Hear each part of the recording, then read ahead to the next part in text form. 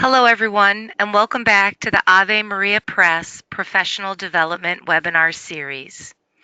Our goal in this series is to provide parish staff and volunteers and diocesan ministers the formation, training, and tools they need to create vibrant Catholic parishes and growing ministries. In today's webinar, Deacon Stephen Bowling will share many practical tips and strategies he has learned to help you bring a fresh approach to marriage preparation. My name is Erin Pierce. I am the Parish and Curriculum Marketing Specialist at Ave Maria Press. Before we begin our webinar, we would like to recognize our webinar partners: the National Conference for Catechetical Leadership, the National Association of Catholic Family Life Ministers, the National Association for Lay Ministry, and the National Federation of Priest Councils.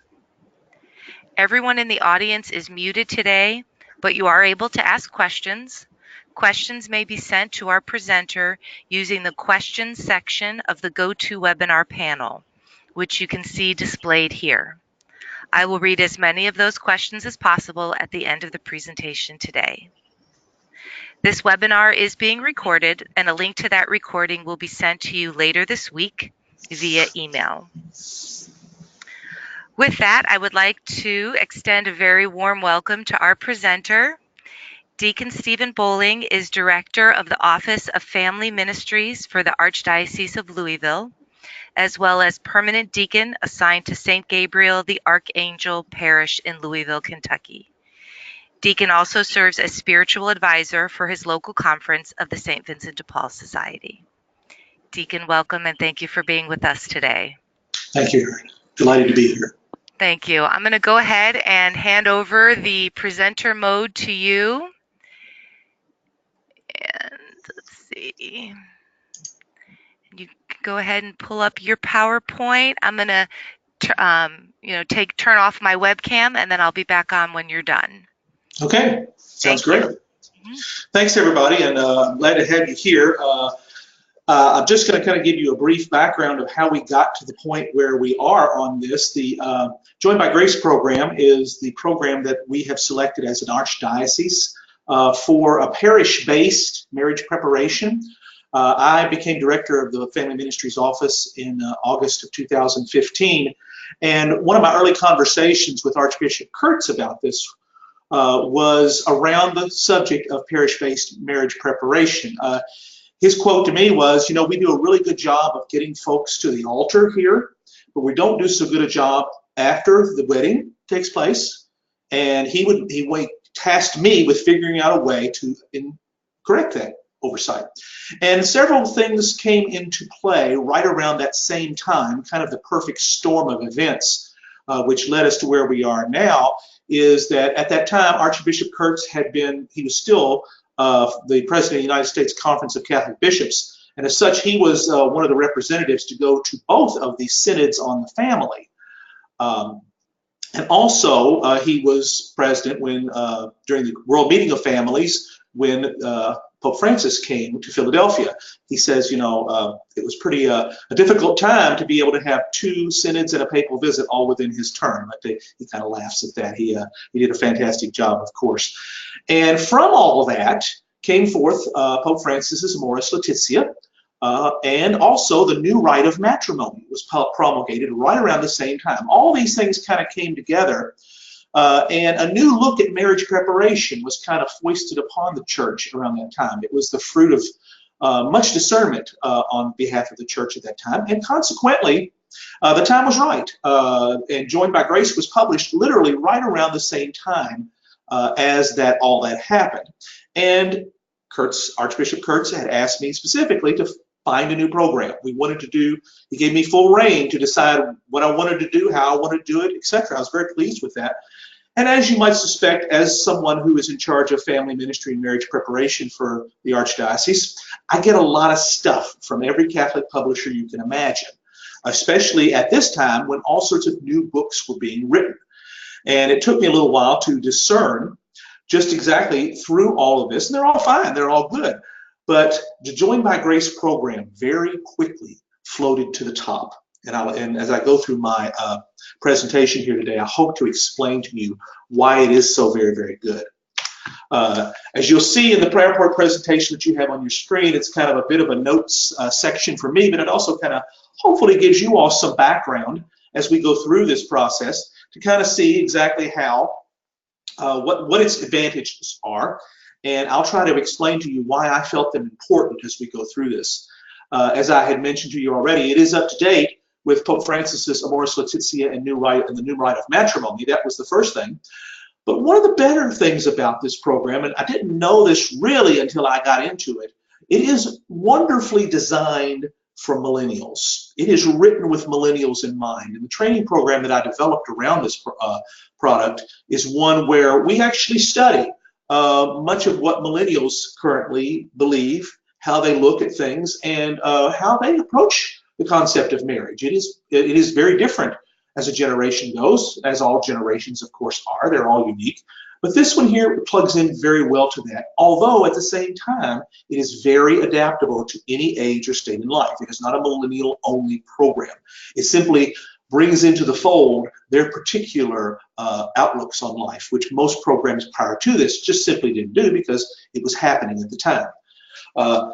Another thing that was very important to me is it had to be faithful to the church's teachings. That to me was a non-negotiable piece. And the fact that this program is based in the sacraments, it really does provide a wonderful opportunity for catechetics for the Catholic participants that approach it, not only for the couples who are seeking marriage, but also for those couples who are walking with them as companions. I'll get into that language here in a second. And it's also a great evangelization tool for non-Catholic participants in the engaged couples, because in our diocese, at least, and these numbers pretty well fit with the national version, it's about 50%, and that number is increasing.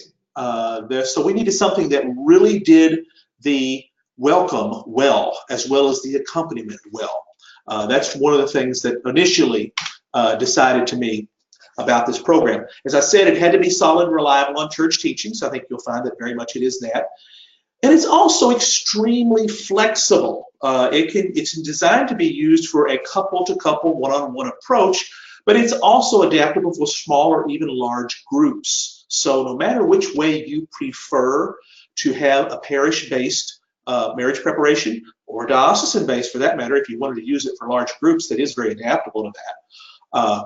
It makes very good use, too, of witness as part of this program, both from the Bassio's own testimony, that's John and Terry Bassio, who wrote the materials, as well as the couples who are actually walking with, married couples who are walking with the newly engaged couples. So that, to me, was also an essential piece. This is not something where we stand on the mountain and tell people this is what we have and why it's good. We walk down into the valley, so to speak, with them and see and look forward to the mountain and say, I see something good in the distance. Let's walk there together.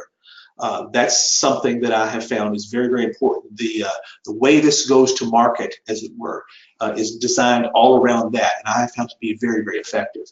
It also does not leave us orphans, to quote the scripture. It gets tremendous online free resources along with the in-depth step-by-step materials. I tell my couples as I train them, I've trained over 100 of them so far in the last year and a half here in my diocese. It really is as simple as follow the bouncing ball if you want it to be. That kind of gives you the freedom to experience things as you go along with it and truly immerse yourself in the process. And I think that's a winning combination. And like I said, we have tremendous online free resources on the Joined by Grace website, which is very important. But the thing that really separates it from all the other programs. Now, there are some that have all those things I've mentioned, and I'm sure they're fine. They looked at all of them almost. But the thing that really makes the difference here is the amazing quality video component that goes with this. If you're not using multimedia with millennials today, you're probably missing the boat. And this product really understands that. And it builds that in. But however, it is not one of those just sit back and watch the video and let it do the work. It is an integrated component, but it does its balanced share of the instruction. It does not overpower the accompaniment itself. I'll go through the program itself just so you kind of understand how it is worked together. Some of this is from the work itself, and others it's just the way I use it. The program approach weaves together 3 strands of wisdom, and this comes from the Bassio's introduction to it. And these 3 things were essential. It has biblical traditions and teachings of the Catholic Church as its basis. It also incorporates best knowledge from leading marriage experts. It is not simply church only, it is all of the above, and it also has the lived experience of numerous married couples, most particularly those you see on the video component, and I'll show you the trailer here in just a second, as well as the Bassios themselves. The beauty of this, and I get this back from so many couples that I train, is they really feel as if John and Terry have opened their home and their lives to them, and they are their leaders and parts of the team as they go through. The example they set in the books that they use is encouraging to the couples who are walking with the engaged couples so they can find a way to express themselves in a similar manner. It really is a very, very good way of going about this. 4 principles that are used as part of this. This is kind of the thesis statement, you might say. This is directly from the works themselves. God is the model for our loving, as you can see, and Christ's love for the church is a blueprint for our marriage, and he shows us this love through the sacraments. This is basic sacramental theology that is distilled down into a marriage preparation program. It's also very clearly a journey of faith. This is not something where someone is standing on the mountaintop or in a lecture hall and spewing forth data or details or concepts, although it has a little of that. Of course, it has to. It really is a walk with. And that was very much in line with both what Archbishop Kurtz wanted, as well as what Pope Francis mentions in Amoris Laetitia. And I will tell you that the document itself, the Joined by Grace program itself, refers to those couples as mentors in all of its work. Archbishop Kurtz and our Chancellor Brian Reynolds and I, in our early meetings regarding this, kind of changed that for us. We ended up using the language of companion couples. Archbishop Kurtz actually coined that, but I'll take a little credit for assisting in the process, because we really wanted to emphasize this is not a superior-inferior relationship. This is a peer relationship, and that we wanted to stress that at all levels. And that's why you'll see the word companion couples used a lot in this presentation, and that's the language we here use, although the Joined by Grace often uses the word mentors, which it still is that. It is someone who knows, giving to those who may not know as much. Nevertheless, we thought it very important that we emphasize that peer-to-peer relationship on the front end. And it was also important to me to make sure I understood very well how the learning style worked for the program. I put together this little pie chart that you see in front of you here to kind of break down the way. I did an analysis for the Archbishop as well as several of the Priest Council to show them of the marriage preparation programs that we have. They're all very different in the way they come to market. We have a one-day program called Foundation for Marriage, which is a little bit heavier on the concept side. It's 8 hours in a classroom, basically, in with a large group of couples. So it has to be a little bit more of that. For those of you that are familiar with the Engaged Encounter program, which we have a very strong one here locally, it is far more balanced towards the sharing and reflection side. And I did an analysis according to that. And this program here, I was able to sell to the priests and the deacons here locally, letting them know that no matter which way someone learns, which is best for them, whether it is balanced throughout, that you have that particular item on the menu in sufficient quantity where you feel fed at the end. And yet you also learn through the other manners as well. And this was a very important concept for me. And that's one of the reasons I like this, one of many reasons I like this program, is because as you can see from this pie chart, it is very balanced. It gives plenty of due to all these learning styles. So no matter how a couple approaches it, they've got a little bit of everything. The program format I talked about just a little bit earlier. It's designed primarily for the couple-to-couple approach, meaning it's one couple invites, the married companion couple would invite the engaged couple, just them, just the 4 of them, into the companion couple's home on 6 occasions. And each session would last about 2 hours. Couple-to-couple sessions are very much the way that we've done it here so far. But as part of my training program, I let the folks know that you can, if you wanted to, depending on your needs, either have one companion couple working with maybe 2 or even 3 in one session if you have a backlog, potentially in the beginning days as you roll the program out. Or if you have a large number, or if you wanted to put couples together, you could have 1 or 2 companion couples do this entire session in, say, 3 Saturday mornings, 3 4-hour sessions. Or even you could do it on a full weekend, similar to the way the engaged encounter model works, where you could do all 6 sessions, which is about 14 hours, in about 2 days, if you wanted to, and build an entire retreat around that. It's that flexible, which is one of the things that really brought it to my attention. And really, how that works is up to the pastor. Always give deference to the way the pastor may want this to work, trying to give suggestions of what works best. As I mentioned earlier, the video component is the big dog here. It's the one that really, really helps, but it's not oppressive. As I said, it's something that enhances the program. It does not dominate. Each session has 4 short videos. They're about 3 to 4 minutes. Some are maybe 2, a couple are maybe 5. And they're each designed to be viewed at different points during a respective session. And these support the teachings being given in a beautiful and effective manner. The videos use married couples of diverse ages and ethnicities throughout, and they act as a support team to assist the companion couples in their ministry. I have watched these videos probably hundreds of times for some of them, as I've trained so many folks. And I can honestly say, even though I've never met any of them in person, I feel as if I know them all, because they're very good at laying out their understanding and their experience of marriage in a very diverse and very faithful manner. So I think you'll find that to be a wonderful program. The structure of these, 3 of the videos in each session feature these Catholic married couples. I think there's 6 of them. They give witness to the joys and the struggles of faithfully living out the vocation of Christian marriage and family life. It does talk on parenting a little, but it's really about marriage prep. All of the above is kind of built into it. Any of the subjects you think are relevant, they're in there to some degree or another.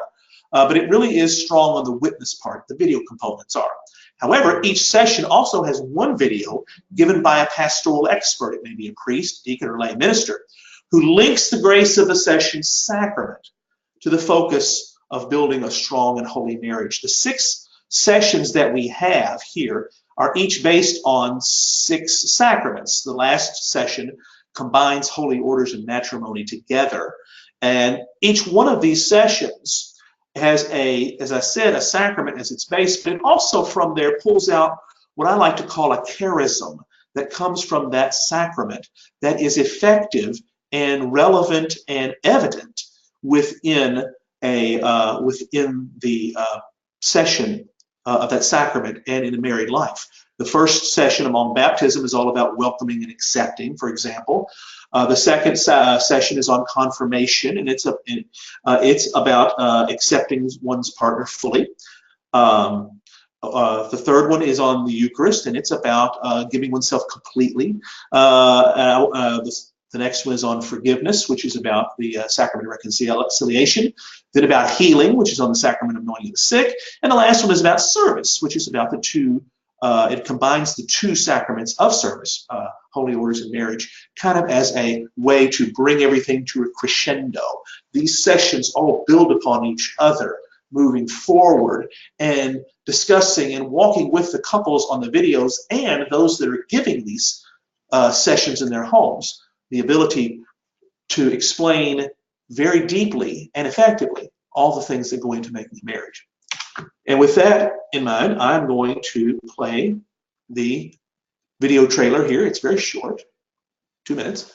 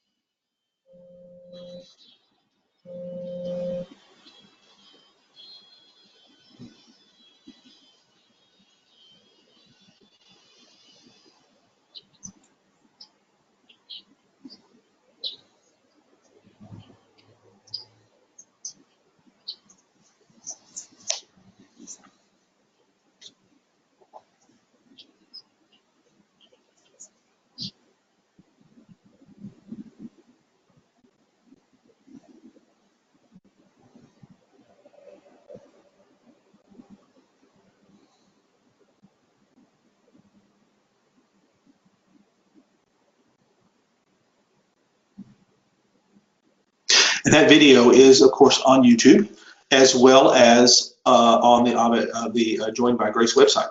So it is actually a compilation of components from the videos themselves. This was not something they did for that.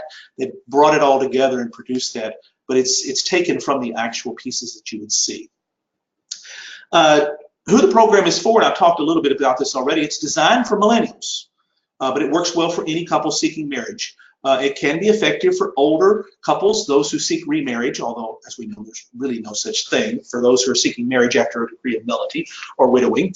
But all you need in order to do that is a companion couple who fits well into that situation, those who have been through it. And I've trained several couples. That's kind of who have kind of decided that that's kind of their approach. They wanted to be the ones that were there for when you had those special circumstances because they've been through it. That's the beauty and flexibility of this program. As a general rule here in our diocese, if it's of course up to the preparing priest or deacon or the pastor of a particular parish, but we intend for this program to stand alone. You don't need to do any other marriage preparation program if you don't want to. Although in some cases we have found that for some couples where it's deemed you need as much as you can get, and it's always out there potentially, this can be combined with some of our other programs if they wish it to be. As a general rule, the pre-wedding sessions, which is what these 6 sessions are held at a time which is mutually convenient for both couples, and are regularly spaced out over whatever time frame is available. I cannot stress how critical that was to fill a void we had in our marriage preparation process here, because we absolutely had to find a way for a flexible scheduling to work, because as for those seems to dominate everything for couples who are seeking marriage. They coil themselves into knots sometimes, the procrastinators do, when they maybe call our office and discover that they've waited too long and there's not going to be a foundation for marriage session or an engaged encounter session until after they're married. So we wanted to make sure that we gave them an option that works very, very well for how they want to make it work. And that was one of the great strengths in selling this program to our local presbytery. You can do it over whatever time frame you like. It should be regularly spaced. I have found out that you don't really want to do this once a month for 6 months. You really want to kind of compress it a little bit better. Could you do it? Could you do it 6 days back to back? Sure. Why would you want to? I would think, but you could if both parties were willing. The sweet spot to me would be once a week for 6 weeks, and maybe skip a week here and there, over 7 or 8 weeks. It depends on how much time that you have. Now, one thing that I've done, you'll see here, is, and it goes back to what Archbishop Kurtz tasked me with at the beginning, I have created a session called Revisits that takes place after the wedding. We're taking the relationship that is hopefully built by these couples with their engaged couples over this 6 weeks of time, and that includes up to the wedding, which they're encouraged to attend. We're trying to bring them back 3 times after the wedding for a far less scripted, very simple gathering for a discussion that can be done either at the home or out at a restaurant or anything like that. And I've given them a plan that the companion couple are to contact their at this point newly married couple approximately every 6 months for the first 18 months of their wedded life, and get together and build upon that relationship, hopefully to help further cement the new married couple's life into the parish community from which they come. That's kind of the basic broth that all this is built around, and that's one of the reasons it was such a very easy sell to the presbytery here locally. As I said, we can adapt this into small groups, combining them for Saturday morning sessions.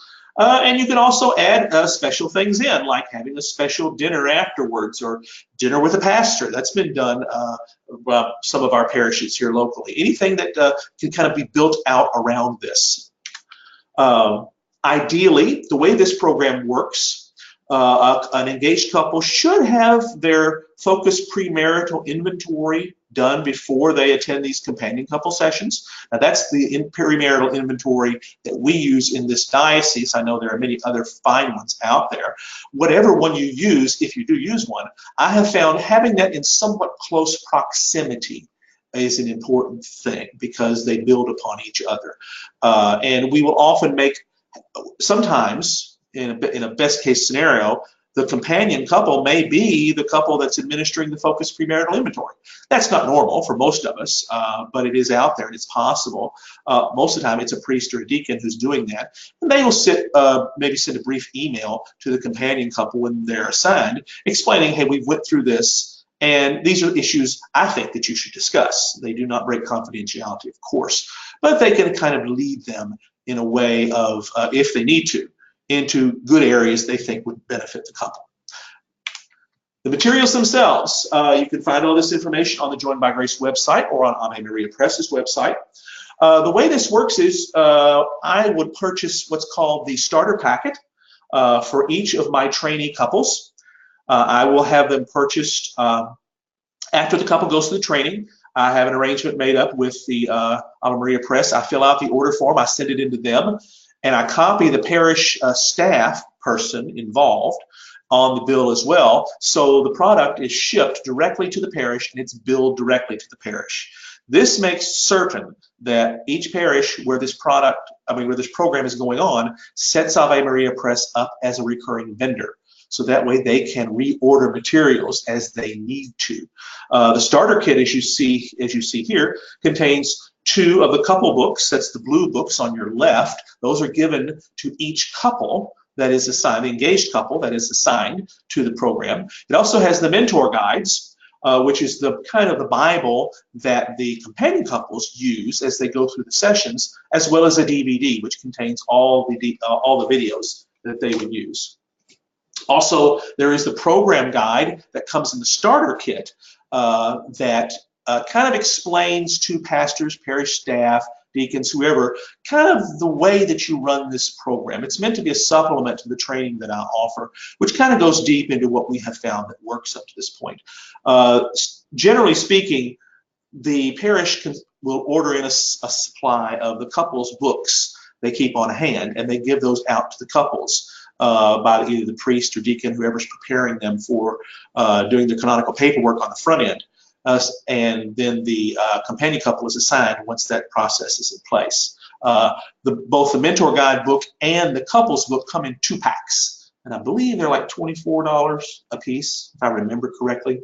And just if I recall correctly, the price for the starter kit is $125. I believe that's right. I'm close on that. Just so you know, I mentioned earlier that we have the mentor program. It's all right here online. Mentor resources. There's also couple resources. To kind of go through the last little bit here of this, the way this is implemented in a parish, once the pastor approves it, the parish assigns a program administrator. This can be a lay person, can be a priest or a deacon. And I've always suggested that there should be what's called a supervising couple.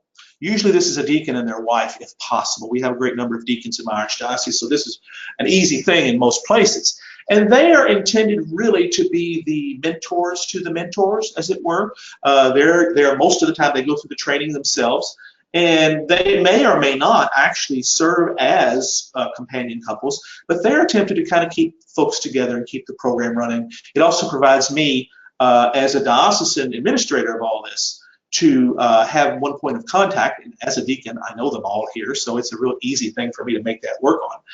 And after that, we'll schedule a training session with them. I've been known to come out for just 2 or 3 couples. I'll host open sessions at my own parish, which is centrally located in the diocese, on a regular basis, a couple times a year. And as parishes say, hey, I want to start this program, I tell them, okay, have program will travel. I come out, all I need is a projector for my PowerPoints and a little bit of space, and we'll either do a 2-night session or a Saturday morning session. It's about 5 hours of training time that I've developed.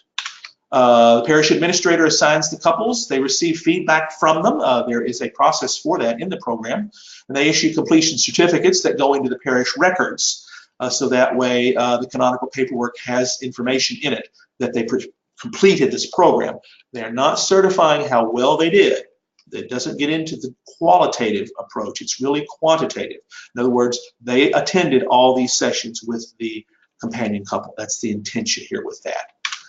The supervising couple, as I said, it arranges for periodic gatherings, and their primary identifiers are recruiters of new couples, because deacons and their wives very often, since they aren't ever reassigned, generally speaking, here in our diocese, they know their people pretty well, and they can help recruit very, very effectively.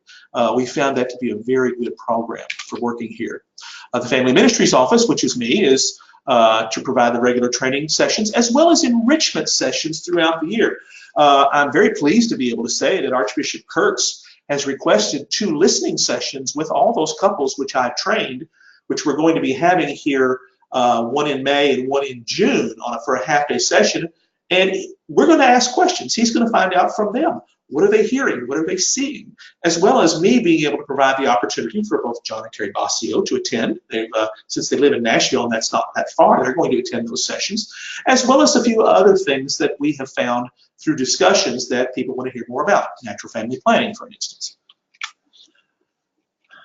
And the rest of the way just kind of works through how this works at a parish.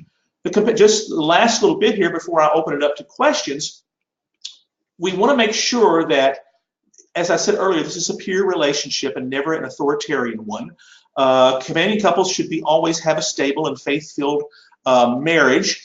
Age of the couples is really, it's not intended to be a parental or grandparental type of relationship, but that does not mean that any age of a companion couple is for some reason not appropriate. By all means, it's about how you do it, not in who does it, if you can catch the difference. Many of our deacons had indicated, that some of them are up in age, and they say, wait a minute, are you saying we shouldn't do this? I said, no, absolutely, you should. You just have to remember that you have to do this in a way that does not come off in any way condescending or parental.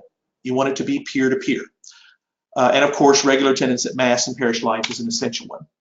I'll go through this presentation here about recruiting a little bit and end with the fact that companion couples are intended to be about one or two engaged couples they work with on an annual basis.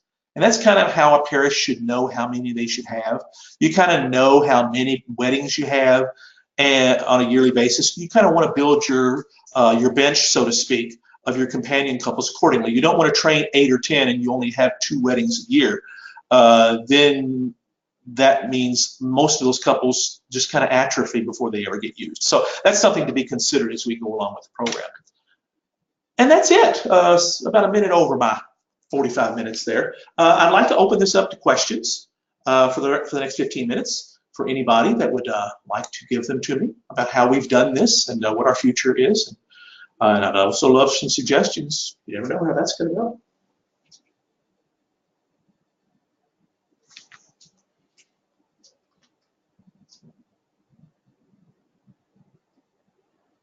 It's good if I take myself off mute. Oh, yes. So we've got the question pane, right? The GoToWebinar pane that you can look at. That you can ask questions in. Mm-hmm. And I'm going to go ahead and take over the presenter role from you. Okay. And pull up this here. Okay. So thank you so much, Deacon, for sharing all of that with us and all that you have learned over the last few years with Joined by Grace. We do have some questions coming in, so let me start with this question from Josh. He asked, are you familiar with the Augustine Institute's Beloved program or Dynamic Catholics Better Together? In your mind, what distinguishes Joined by Grace from these programs? I am somewhat familiar with both of them. Beloved actually kind of came out a little late.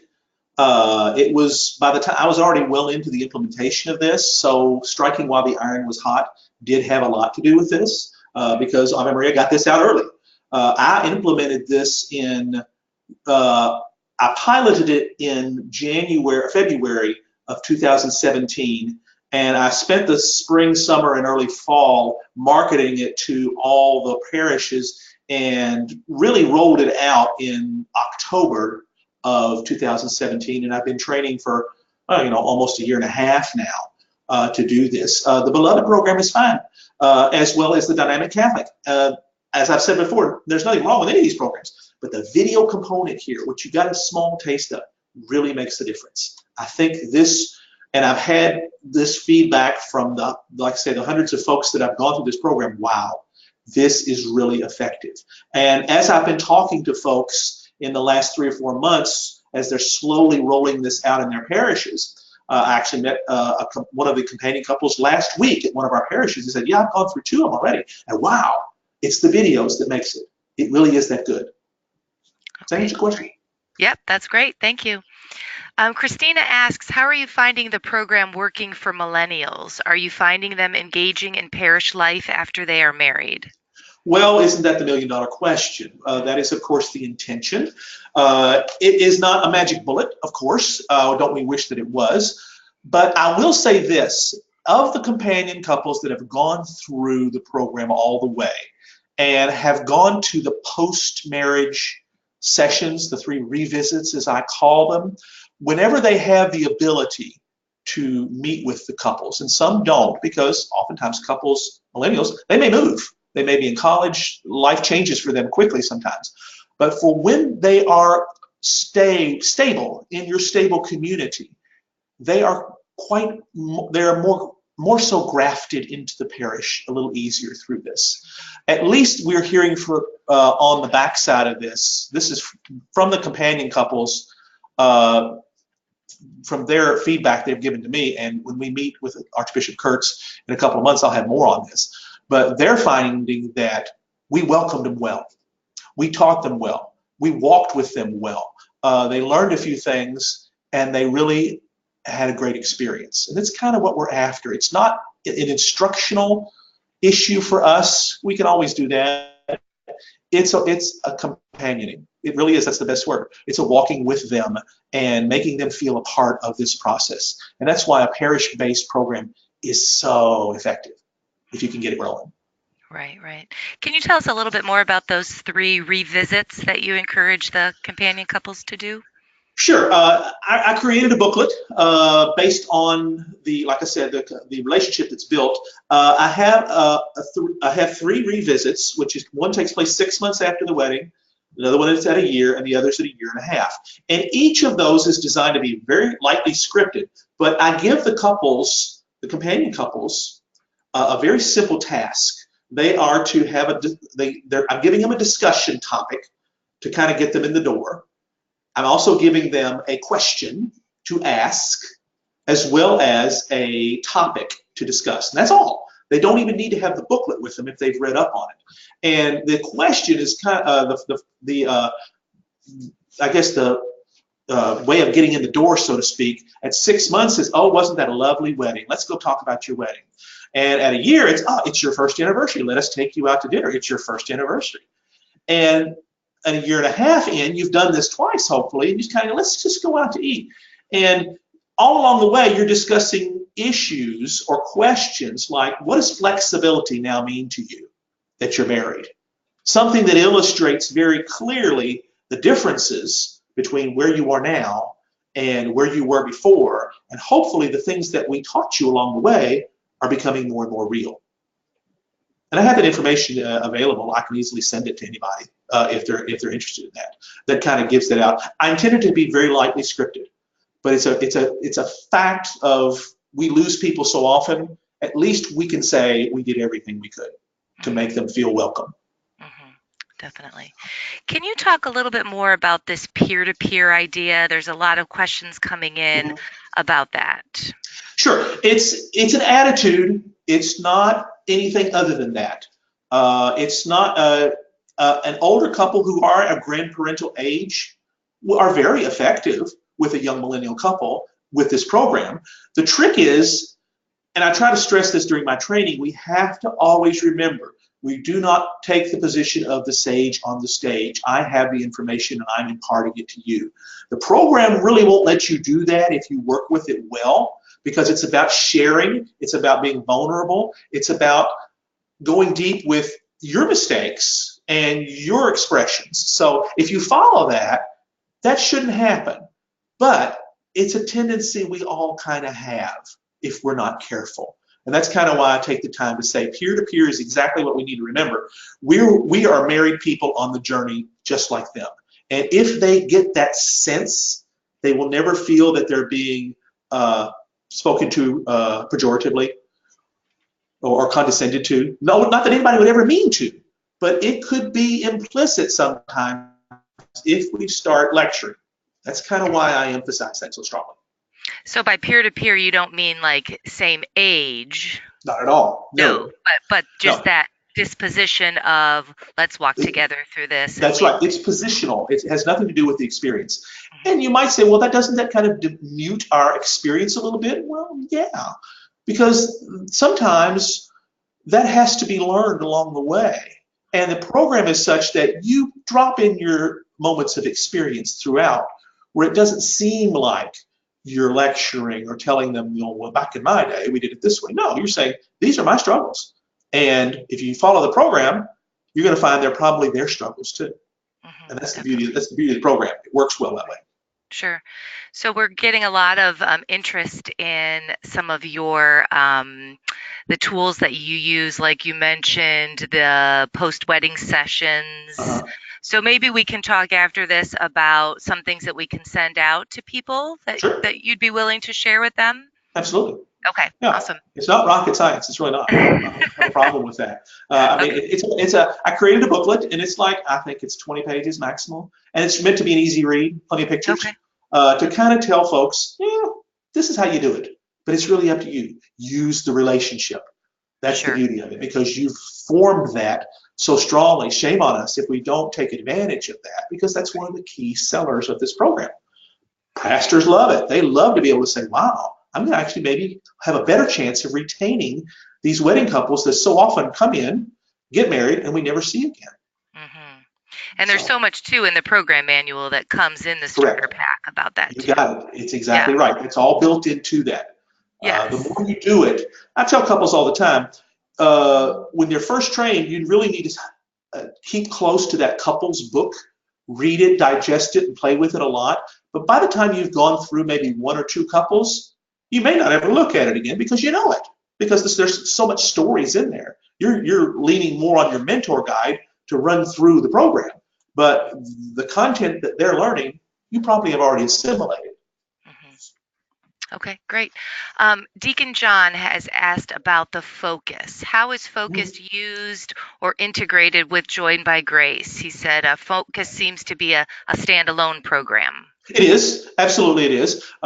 It's not intended to be a part of this program, but it's kind of required in our diocese. So any training that I do for either the presbyterate, diaconate, or any lay ministries here, they're always asking, how does this work with that? When does it fall? And I always try to tell them, put the two close together. Do the focus first. And that way that enables whoever the focus facilitator is to perhaps inform the companion couple of any concerns they might have. Again, without breaking any confidentiality, of course. So it's just an extra tool. But by no means do you need it. Prepare and Enrich would work the same way. Any of these premarital inventories. Or if not, if you don't use them, not a problem. You don't have to. Right. Okay. All right. Another question from Mary. Do you charge the engaged couples for the materials, or does the parish pay for them? It's entirely up to the pastor, and we lay it out that way. Like I say, my training is free. I develop the training program. I show up to them at their place. We don't usually charge for the training at all, just the materials, and we have the parish buy that directly from Ave Maria themselves. Now, the parish might go ahead and charge their own couples on their own if they want to. There are some places, the poorer parishes have said, yeah, that's kind of a tithing we're going to ask of you, couples, if you wouldn't mind. You pay us, just tithe to us to cover the difference. The beauty of it is flexibility. Whatever the parish needs to do can easily be done. By taking me out of it, all I do is place the order. That makes the parish buy into the program. They have to pay the bills, they have to set up the vendor, and that way they can reorder stuff long term. Rebecca asked, did you go through any kind of training to train the parish leaders in the diocese? I had to write the training myself, actually. Mostly it was my knowledge of working with families and married couples. As a deacon, you mentioned I was deacon at St. Gabriel Parish. It's our largest parish in the Archdiocese. And I've been working with married couples now. I've been ordained 11 years. I've been working with them probably about 6 or 7. And we have a lot of weddings, and I do all that. So I had a pretty good idea of what would work and what wouldn't work. And also kind of being in charge of the diocesan marriage prep for about 2 years before this really was able to be fully rolled out. Yeah, it was a lot of sweat on my part to make this relevant, but I did a lot of consultation with deacons mostly, because like I said, I am one. I know them all. They're easy. I can easily converse with them, and priests and lay ministers as well, to try to figure out, what do you want? And that's why I piloted it early and got a lot of good feedback from that. And my original pilot was closer to 7 hours. When I first wrote it, I tend to write things long and then cut them back. And I've kind of got it down to 5 now after having done it 24 times. You kind of get to that good flow based on the feedback that I get at the sessions. I always have a written feedback of how did this training go for every one of them. Was it enough? Did you get enough? Were you confused? Is there something I should have talked about more of and didn't? Was the learning style good? Et cetera, et cetera. So it's kind of been a work in progress, and I tweak it constantly. So Rebecca is looking to encourage the parishes in her diocese to go to a more parish-based program instead of relying on a diocesan one. Can you talk a little bit, and I don't know if you already have in this, but how you transitioned this into the Archdiocese? Well, it wasn't difficult, only because it was a product extension. It was not a product replacement. We still will always have the Engaged Encounter program. We will always have a form of diocesan program that we do, the day long. It's Foundation for Marriage is what we call it. Because there are some folks that like that model. We discovered that as long as this is not a duplication of method, then parishes were open to that. That way, some of them prefer to run it themselves. It's because of the diversity of our presbyterate in many respects. We did, my predecessor in 2012 did a survey of the presbyterate about marriage preparation, and they were all over the board. And there were amazing diversities of opinion, imagine that, amongst any group of people you're going to have that, about how it should be done. Nobody ever questioned content at all. Nobody ever doubted that content was going to be good, but it was always the delivery method. Is some people, absolutely, you got to have it in one day, because the engaged couples do not have time to go for a whole weekend, or it's too expensive. And then there's others on the other side saying, you can't learn what you need to learn in one day. You need a retreat style. That's why I always use Engaged Encounter. And then there's others that would say, well, I'm living out here in the Southern Kentucky areas, or in Elizabethtown, some of our outlying areas in the diocese. We're not just the city of Louisville. And I would like to have something that I don't have to send my people to Louisville for. That's a big deal for many of them. So it was kind of easy to be able to say, when you're going to have good quality folks within your parish run this yourself, a lot of parish pastors liked that. And there's some that will never do it. And we expect that. I've got, of the 110 parishes we have, I have got about 30 that are online with it, or are planning on being online with it as we move forward. And that's about normal, because some parishes don't do many weddings. It kind of depends on the priest that's there. I mean, as with everything, if you've got a robust program of weddings, and you've got priests, which most of ours really are into that, this is for them. They jump on it pretty quickly. It also depends on the demographics too, because if their parish doesn't have any really good quality couples that they feel are work for this, yeah, they may not adopt that. But it's flexible enough to, we kind of felt like we were missing something in our product offering. because we had nothing that was parish-based. And that was an obvious oversight. And that's one of the things that Kurtz wanted to do, because a lot of priests had told us they think that's one of the most effective ways. That's kind of how it came out. So that would work in small rural parishes. Absolutely. Also. That's the beauty of it in many cases, is there's no way, our archdiocese, it's kind of centered in Louisville, which is on the north side of Kentucky. We go all the way down through the center of the state to the Tennessee border. And once you get past Elizabethtown, Bardstown, Lebanon, kind of outside of what we call the traditional Catholic Holy Lands, which have been Catholic for 200 years since this area was first settled, you're into area where the Catholic population dwindles to a teensy percent of the population. And we call it mission territory. It still is. It's the Southern Kentucky Missions. You may have a parish down there that's one county that may have 20 couples, 20 families, 30 families, 50 families. Well, that's not an option for them if you're down at the Tennessee border to come to Louisville if you have a couple that needs marriage prep. So this was an option for them.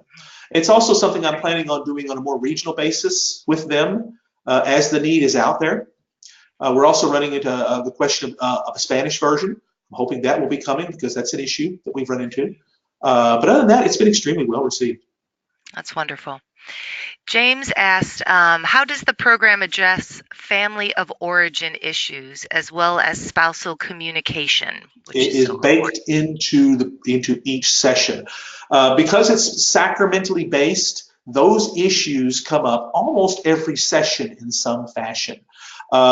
If you remember back the way I had that pie chart, they have individual couples that the couples themselves share with their companion couple certain pieces of an exercise. Some of it they do themselves. Some of it is done as homework or as individual pieces after that.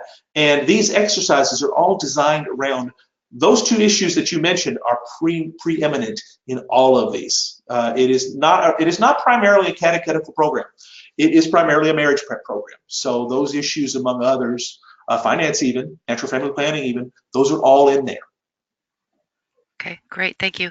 Another question, any suggestions for recruiting companion couples? Oh, that's the hardest part. I had a screen. I kind of zipped through it a little quickly as part of my presentation. But what I did in that intervening time, those 6-8 months between my original pilot and my full rollout, I hosted what was called information sessions. And I would do this in various parishes around the Archdiocese, as well as my own, which, like I said, is centrally located, so it's easy for folks to get to, and it's got all the facilities necessary. I would bring pastors and deacons and lay ministers, or anybody that's interested in maybe becoming one, into this, and I would go through a PowerPoint similar to what you saw, but more in line with how do you do this as a parish person, both as a parish administrator, as a pastor, and as a companion couple themselves. And I have found the best, not to take the long answer around the barn, but the best way I found to recruit is personal invitation. And you need somebody within, Archbishop Kurtz would call them initiators. That's kind of one of his words. And every parish has them that can be depended upon to carry the torch for this. And oftentimes, in our diocese anyway, that's the deacon and their wife. That's one of the reasons I push it so hard, because they themselves, by definition, have a successful marriage, and they also, by definition, are involved in all aspects of parish life, and are usually folks that enjoy a good reputation with the people. If you can convince the deacons that it's okay to tap people on the shoulder and say, like Jesus said, "Come follow me," it works the best. I will say this: I strongly discourage about putting an ad in the bulletin saying, "Do you want to be a companion couple? Come join us." Strongly discourage that, because you've got to get somebody with the right attitude. And that's something that's only done by knowing your people. Just because somebody would want to do it doesn't mean they're the right choice. They may be somebody that blabs forever, or goes off on tangents, or can't, may not be faithful to the church, or who knows what. This enables them for you to vet who you're having. And it takes time and takes effort. But as I said at the end, you don't need many. You really don't. If you have 2 or 3, you can also set them up, say, maybe I'm going to train you now, but you're going to do this for free for like 3 years. And then, I'll train some more people. And hopefully the couples that go through the program themselves are prime candidates for that training down the road. That's the intention, the sustainability factor that we try to build in. Yes, yes, very good. All right. Well, this has been wonderful. You've given us so much to reflect on and to think about, and all of your various, experience that you've had over the years. So thank you so much. Let's see. We do have a special offer on our starter pack right now. So, awesome. yes, originally is $124.95. It is now marked at $75. And for those of you who have registered for the webinar, we want to offer that to you with free shipping. So you can simply use the code webinar0409, which is for today's date, and that offer will expire on the 19th. So the starter pack has the program manual, the DVD, the 2 mentor guides, and the 2 couples books. One thing I'll say about the starter pack that I forgot to mention, if I had a pastor or a deacon or administrator that was on the fence that says, tell me more, I had a little bit of money squirreled away in my budget, I would order some starter packs myself and send it to them for free. And to say, when I first started the program, that's how I did it, because I knew there were certain kind of linchpin parishes that I wanted on board. And if I had difficulty convincing anybody, I wanted to make sure I put the product in their hand. That's not a bad approach from a diocesan perspective to try to get folks on board. Absolutely. We also offer a 45-day review. So free 45 days. You can look over the program. If you decide that you don't want it, you send it back. If you decide that you want it, you just pay the invoice. So that's another option too. Wonderful.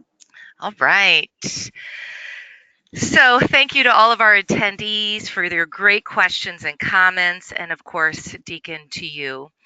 Before we sign off, we would like to thank our partners once again, the National Conference for Catechetical Leadership, the National Association of Catholic Family Life Ministers, the National Association for Lay Ministry, and the National Federation of Priest Councils. If you're not familiar with these organizations, please check out their websites, which you can see displayed here on the screen. This webinar, as well as all of our past webinar recordings, appear on YouTube, Vimeo, and the Ave Maria Press website at avemariapress.com/webinar-videos. Please mark your calendars for the next webinar in the Professional Development Series on Tuesday, April 16th at 3 o'clock Eastern Time.